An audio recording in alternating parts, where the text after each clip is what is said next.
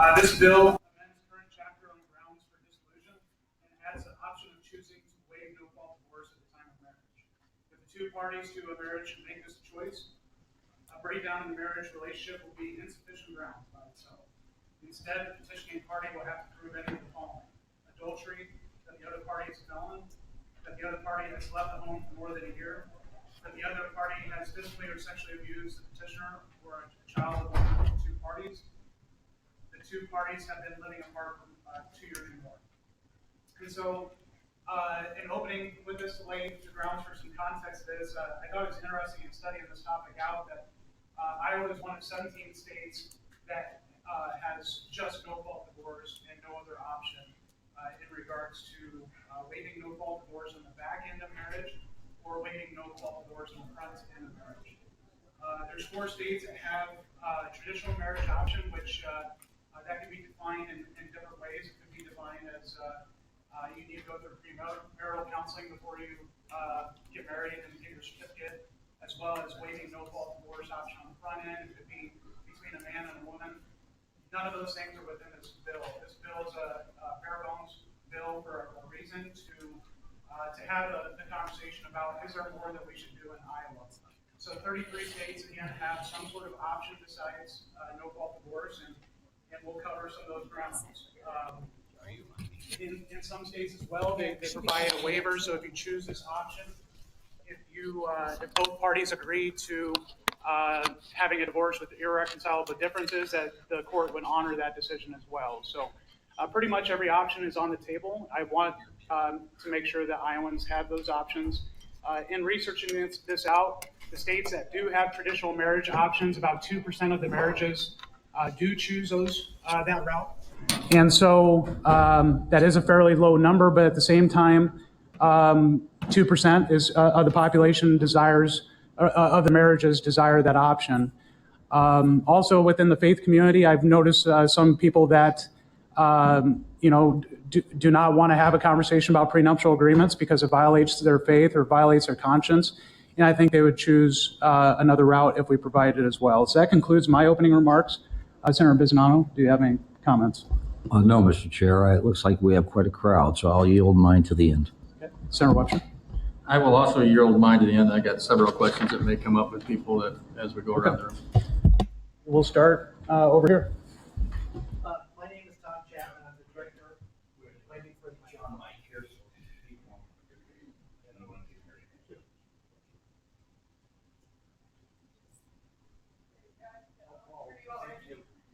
My name is Tom Chapman.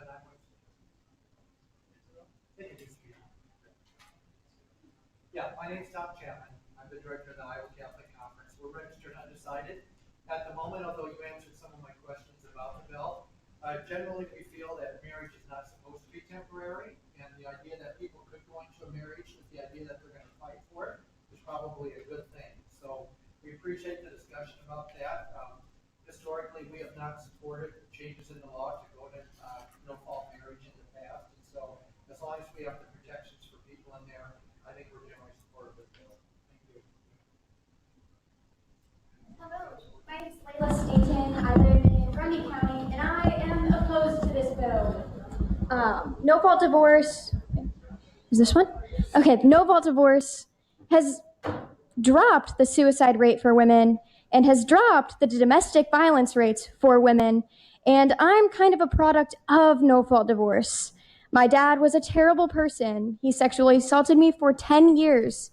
And thankfully, no-fault divorce was there. None of the abuse was founded until after my parents got divorced. That leaves no grounds if no-fault divorce is an option.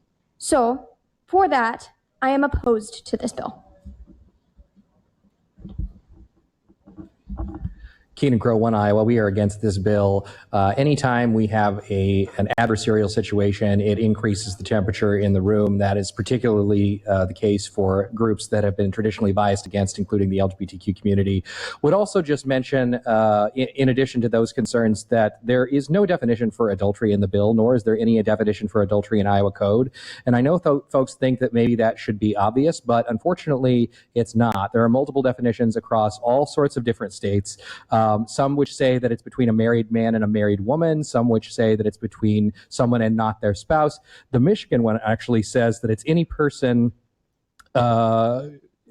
shall be guilty. It's a felony statute, so that's been overruled. But it says, but when the crime is committed between a married woman and a man who is unmarried, the man shall also be guilty of adultery, even though he is not married. So even though that seems obvious, it's definitely not. Thank you.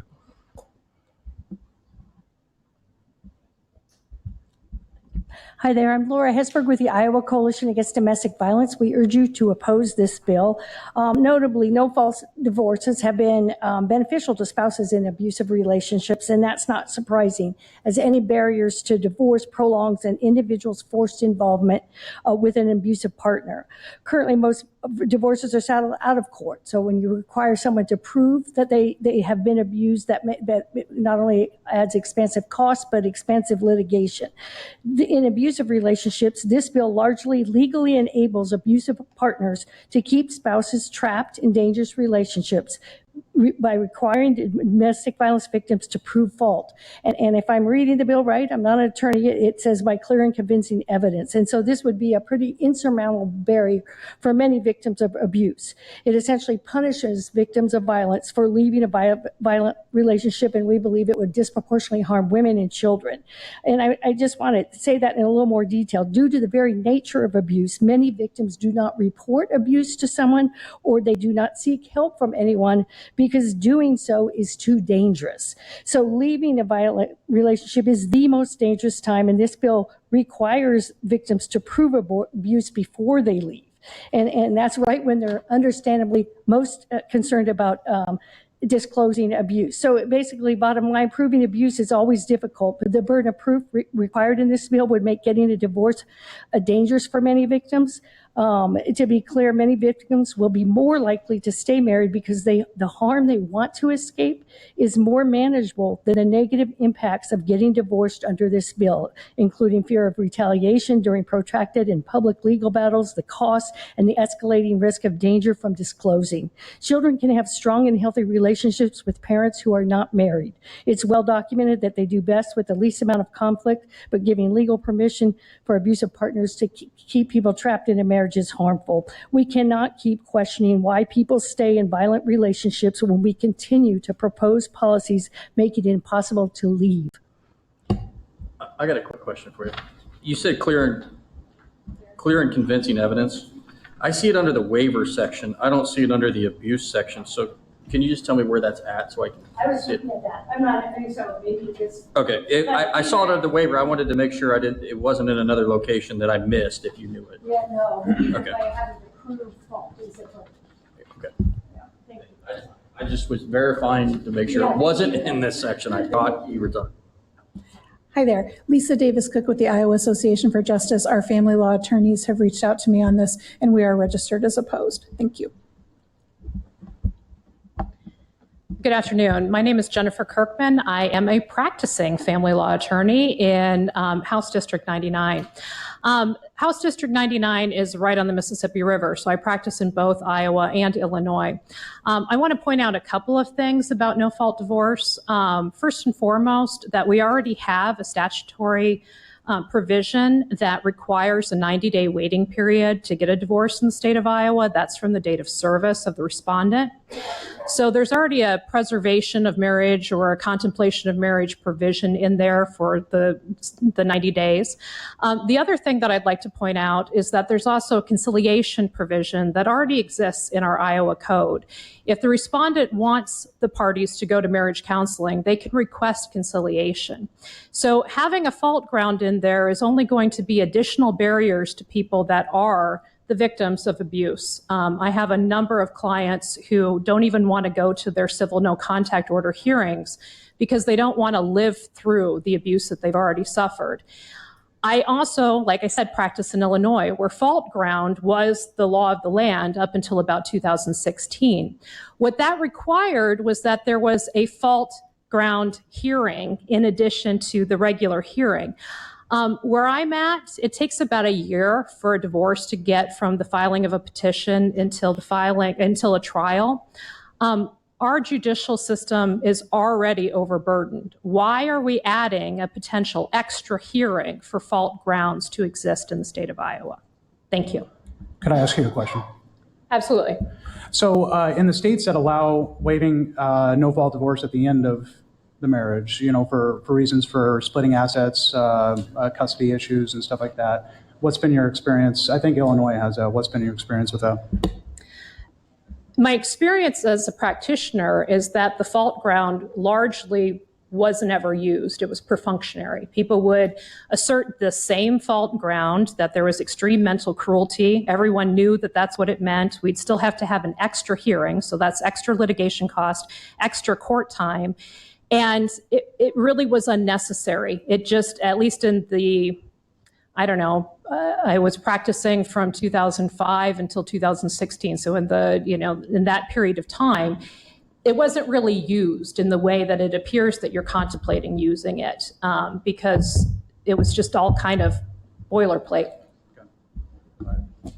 I've got a question. Oh, I'd make a comment real quick just on the 90 days. I actually think the 90-day rule is a bad rule, because you can have two consenting people that are going to file for divorce, that in 90 days it actually get heated. So in a weird way, I'd like to see the 90-day rule actually go away, because it could, it could stop some people from getting divorced, but it could also take somebody who has a consenting divorce and 90 days down the road, now they're having an arguing divorce. So okay. I'd like your comments on that, actually. So that was my overall thought, that 90 days is actually sometimes bad, because if they're in an abusive relationship, they could be getting out of it and agree upon and gone, but in the next 90 days, they get drugged back in sometimes. Okay. So my comment as a practitioner in practice is that first and foremost, the 90 days can be waived. If both parties sign an affidavit, they can waive the 90 days. It does have to be consented to by the judge, but that gets entered at the time that a full stipulation is entered.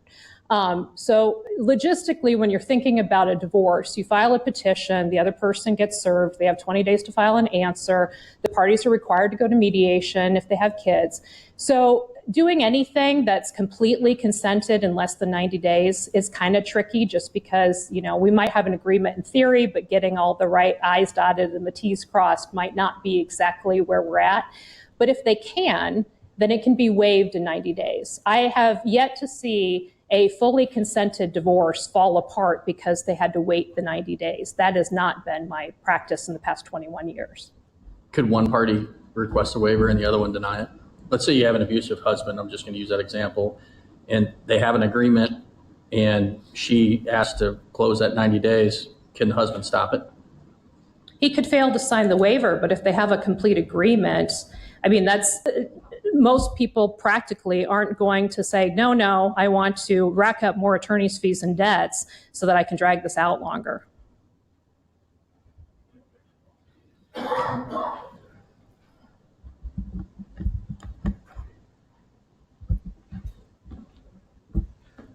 My name is Cynthia Passion. I have a home in Story County and a farm in Hamilton.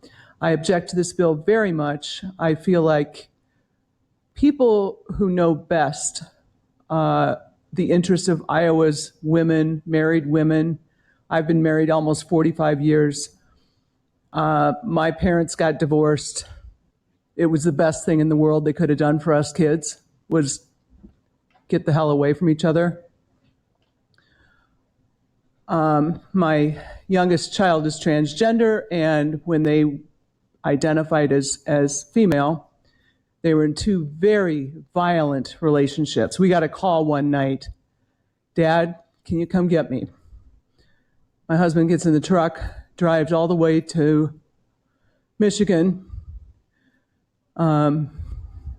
This young man had punched a hole in the drywall and said to my child, "You're next." He took her car. He still had keys to the apartment. So my husband had to load up my child and their chinchilla, whatever belongings they could grab, and get her the hell away from this violent man. They weren't married, but you've got no business telling women to stay with somebody who's going to kill them. Thank you. I'm Connie Ryan, and I'm not representing anyone today, just myself. And my question is that under the waiver section, one of the waivers is the other party has physically or sexually abused the party seeking the order. It does not include emotional abuse. Abuse is comes about in a lot of different ways, and it does not always include physical or sexual abuse, but it is as dangerous and it is as traumatizing and harmful.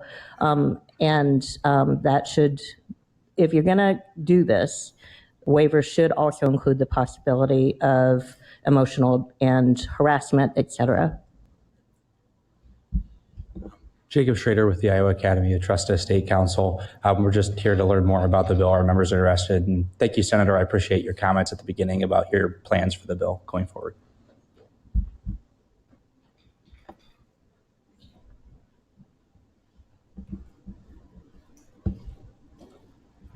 My name is Stacy Warren. I am a family law practitioner practicing exclusively in the area of family law in Des Moines. I'm a co-owner of Cashett Warren Family Law. I'm a past chair of the Iowa Bar Association Family and Juvenile Law section. I'm also a past executive committee member of the American Academy of Matrimonial Lawyers, which is approximately 1,500 of the top family law practitioners across the country. I come to speak against this bill. Specifically, I would reference this. This is not a revenue neutral bill under any set of circumstances. This has a significant impact on our judiciary. I was the co-chair of the Supreme Court task force during COVID, appointed by the Chief Justice to handle the derailing of our family law trials during the COVID pandemic and how to get things reestablished and back on track. This bill will have a significant impact on our judiciary. And in the Chief Justice's speech on the status of the judiciary, she referenced specifically the impact and the problems that we are having about having qualified members of the bar apply to serve as judges.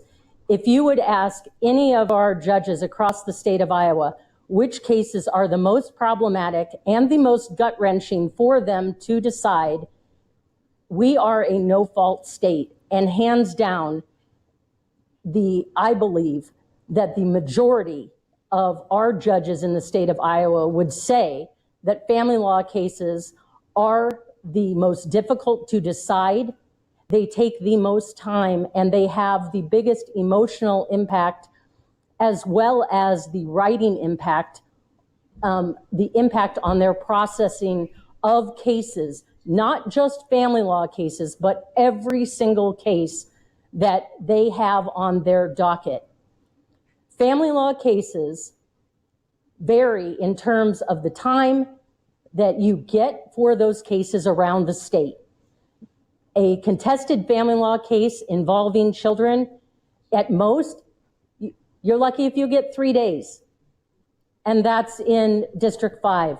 Some districts, you can wait 18 months. Children can get through multiple years of school before they get a case heard. Introducing the impact of fault back into family law in the state of Iowa is probably the Divorce Attorneys Full Employment Act times 10. All this will do is increase the costs of litigation, impact our judiciary significantly if parties have to spend time arguing about whether or not there are grounds to get divorced. That is a problem in this particular set of circumstances. Justice will be delayed and it will be denied. The Supreme Court has worked significantly in terms of improving access to justice for those who are unrepresented. This will have a significant impact on the least among us financially in terms of their abilities to access the system and get divorced in a logical and rational manner. An average divorce case that is contested will cost no less than $25,000 in the state of Iowa. That is at the low end, depending on the issues. You can double, triple, quadruple those cases if you are going into fault grounds. Please know that the court does already consider fault grounds based in custodial matters when it does impact the children. We have to move on. So Thank you. I would oppose.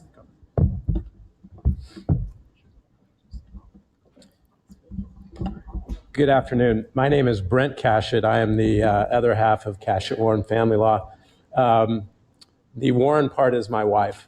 And she asked me to come today.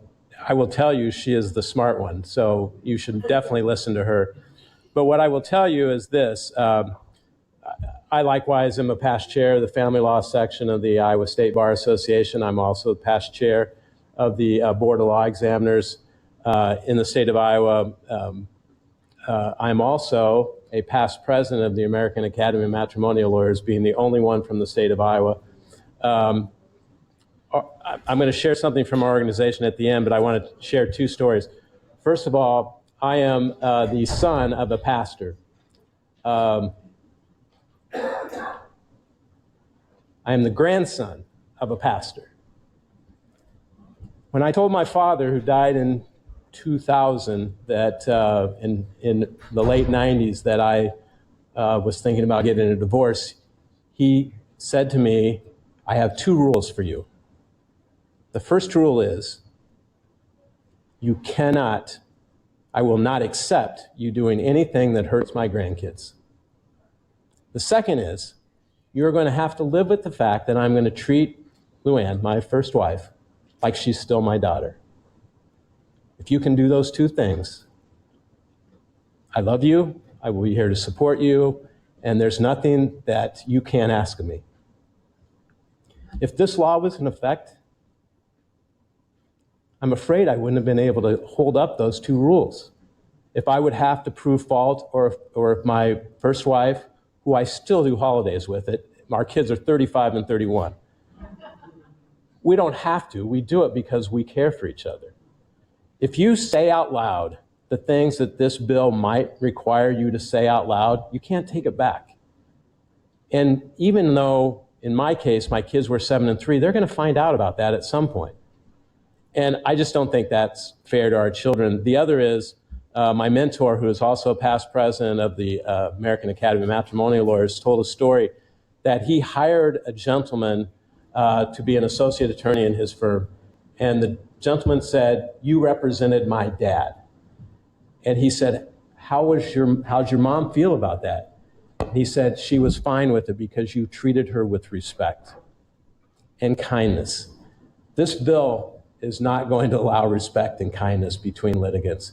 And lawyers already are not good at being kind to each other.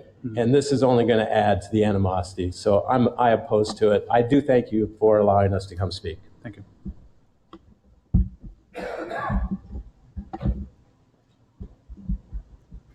Hi, Laura Blaser. I'm from Palo Alto County.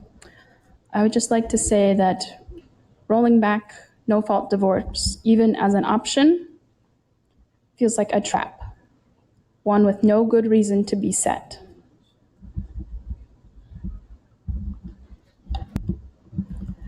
Jenny Dorn with the Iowa State Bar Association. We are registered in opposition, and I would just echo the comments of our practitioners. Thank you. Curtis Bauer with 314 Families. We're registered in opposition to Senate File 2172. Generally speaking, when we speak about legislation, we always ask the question, do we need this bill? Our conclusion is no, and it is for the foregoing reasons. One, last year when you ran your bill to remove the post-secondary education subsidy requirement from the divorce code, you'd made the statement that you wanted to remove means to unnecessarily harass or worsen relationships with divorced parents or between them. It is our belief that this does just that. except it bars unnecessarily people who want out of their marriage from getting out if they were to take the waiver. 2, adding more remedies to the code that is a personal preference that's between the parties, not the place of the legislature to get involved. It only creates more things to fight about. We should make things like marriage harder to get into, not harder to get out of. For people who are Christians like myself, this does feel counterintuitive. 3, currently couples can enter into prenuptial agreements that would award financial incentives and/or penalties based on certain acts and performances during the marriage, so long as the prenuptial agreement has been properly executed and remains enforceable. This waiver would be executed at the county recorder's office, and it should not be. A prenuptial agreement at least is recommended to be viewed by a licensed attorney in the state of Iowa. The ability to sign a form to waive the right to a no-fault divorce has great potential for substantial contests involving the allegation of inducement and duress. This is also a matter of the church. Maybe the state should just stay out of marriage and divorce and leave it to the church. That's all I have. Thank you.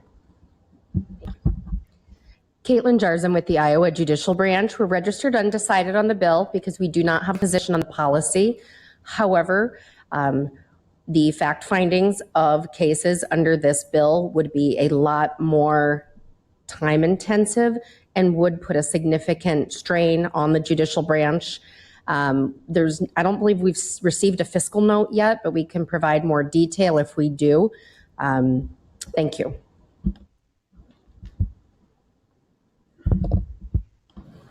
Chuck Hurley, family leader in support. Just want to remind, I know you legislators know this, but just the watching media and everyone, I want to remind this is voluntary. Our Iowa code should recognize our constitutional freedom of contract. And without this, frankly, that is not the case for married couples in Iowa. And as Senator Green pointed out, 33 states do recognize some freedom of contract in regard to this matter. Historically, for about 900 years in Western law, the marriage contract was sacrosanct. Reagan said, in hindsight, it was the biggest public policy mistake he made, signing the first no-fault law in the United States in 1969. From our organization's standpoint and my personal standpoint, marriage is the foundation stone of families and society. Strengthening the importance, gravity, and permanence of marriage is desperately needed. Kids suffer the most from rampant divorce. Divorce should be discouraged and avoided when possible, and couples should have the right to build a stronger foundation. If a divorce is actually truly needed for abuse, etc., that is made provision for in this bill. And for those of us who revere the Bible says very plainly, God hates divorce. Thank you. Thank you. Due to time, unfortunately, we'll have to go to closing remarks. Senator Bisognano, your remarks. Thank you, Mr. Chair. Listening today, I'm not really surprised at what I'm hearing because I think this was something that was settled years ago because of what we're hearing today.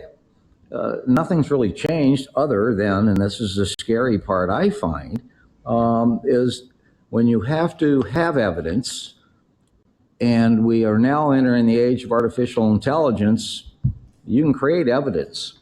And that's scary in and of itself, to defend yourself against accusations of written word or of pictures, photos, videos. When you start to define out adultery, online relationships, or is it adultery? I mean, you read these all the time, and people, how they take it. But what I want to focus on, and what I've heard here from a couple people, is the children's involvement. And I find by going backward that we're going back to where children are in the middle. And what side are they going to take? And what kind of abuse because they take the wrong side? I really think that where we're at, we have better domestic abuse protections. Still obviously not enough, but we have protections. And a lot of the domestic abuse part is what drove this type of legislation. That and the children. And a gentleman mentioned is there's things that could be produced or said that can't be taken back. And at the point of heat, you lose sight of what you're saying or what you're doing in the impact of that. So I hope that this bill doesn't move along because one is I think it's been settled, and I think you're sincere, Senator Green, in your motive. I would not question that. But I think we have many issues to deal with this year, and this one I think is a lot more detrimental than what on its face you want to accomplish. So I won't be signing the subcommittee report. Sir Webster. Thank you, Senator Green. This original bill, in my mind, I don't have a problem with at-fault divorce. What I have a problem with is at-forced divorce when it traps somebody inside of a marriage. My idea of at-fault divorce is making some sort of penalty for a person who maybe beats up their wife or wife beats up their husband in the form of domestic abuse and still splits assets and custody and all that 50-50, where I don't think we should be necessarily looking at custody 50-50 in the case where there's been domestic abuse. Or, you know, we talk about emotional abuse. There's also a bill that I put in this year for coercive control, which happens in families that I've learned about throughout the state, where maybe the husband or the wife is holding all the money and saying, good luck trying to leave, I have all the money. Other things that they're doing inside of those marriages that is inappropriate, and we then, talking about children, put children in the middle of that and then split the control off to somebody who may have done really bad harm to the other parent. And in Iowa, if you do that harm in front of a child, it's child abuse. We're handing kids back over in a 50-50 situation to child abuse. So the way I look at this bill is it would need to be completely rewritten because it would need to be a form of at-fault divorce for child custody and for assets only, which still means you're no fault underneath it. I think a lot of the states throughout the country allow that, I believe. I believe it's 11, where you can choose fault only for the assets and the child custody side, but you can still, it's still an underlying no fault state for the actual divorce. I don't believe that we should necessarily trap people within marriages. I think when you come to contract law, the hard part is I've been married. When you get married, you don't believe that anything's going to go wrong. You're entering into a contract in good faith. Both people, I believe, and 99.9% of the time, they're entering that contract in good faith. And over a period of time, that can break down. And it's not always a bad thing. We're talking about domestic abuse. Sometimes it's just a breakdown of that. And, you know, ways to find fault in just a simple breakdown of people grow different directions. I got married when I was 21 years old, I believe. I'm now 45. I'm a different person now than I was. My wife at the time was 20 when I got married. That's why I think when we look at something like this, I think it should go down a different path. And that path should be, if you wanted to enter into this, it would not be a no-fault divorce, but it would be a no-fault when it comes to how those assets get split. If somebody beats up their significant other, I think they shouldn't get 50% of everything. I just think that's wrong. I've seen case after case where that happens, and I think our court system, our judicial system has got a lot of frivolous filings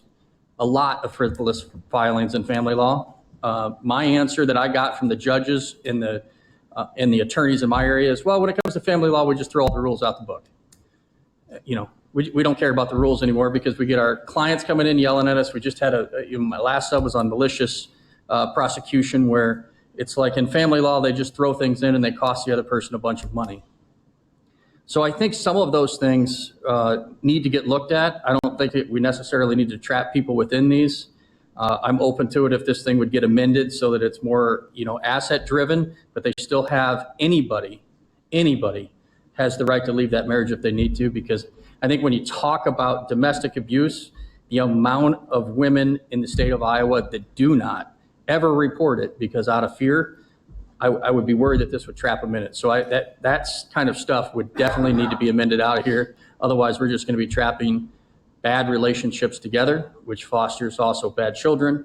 And at the same time, I also want to look at the other side of that by saying if they're in a situation like that, that it doesn't come down to courts and the courts saying both parents need rights in this particular case when somebody's beating the heck out of the other one.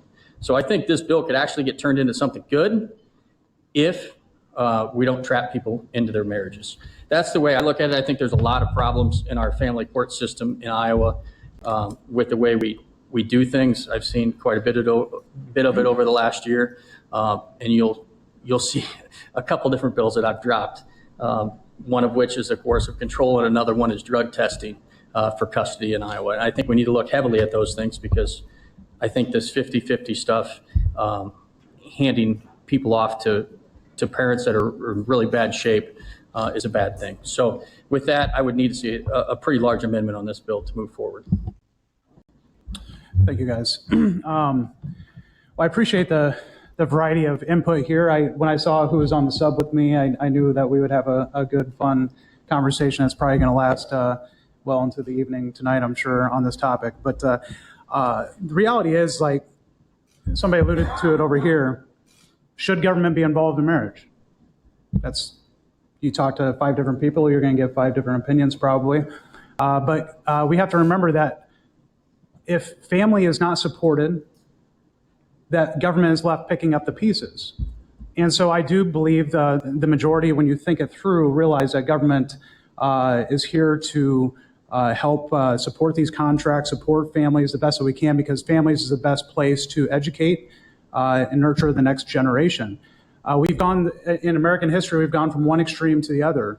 I found it interesting that in 1819 in the state of Alabama, it took 2/3 of the state legislature to finalize a divorce. Of course, we've come a long way since then. Could you imagine if we had to do that? Senator Bizzonano, we would be here all year long. So that's one extreme. I don't think anybody agrees that that's the way it should be.